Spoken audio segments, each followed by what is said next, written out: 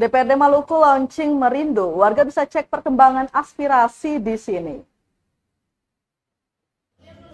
Sekretariat DPRD Provinsi Maluku resmi melaunching Merindu atau Media Informasi Terpadu di Gedung DPRD Provinsi Maluku, Senin 26 September 2022 sore.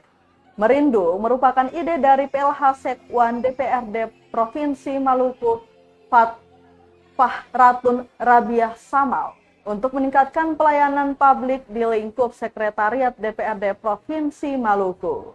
Selanjutnya, warga Maluku pun bisa mengetahui sejauh mana aspirasi mereka ditindaklanjuti oleh DPRD Maluku.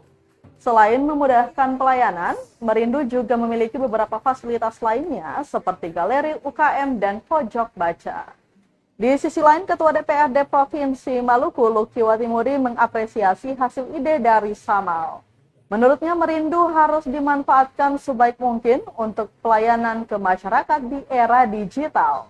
Untuk diketahui Tribuners, Merindu merupakan aksi implementasi perubahan PKA Angkatan 4 tahun 2022. Peresmiannya pun ditandai dengan pemukulan pipa dan pemotongan pita bersama oleh Ketua DPRD Provinsi Maluku, didampingi Kepala Bagian Fasilitasi Penganggaran dan Pengawasan Fahratun Rabiah Samal dan Sekwan DPRD Provinsi Maluku Bodewin Watimena. Kita berikan aplaus.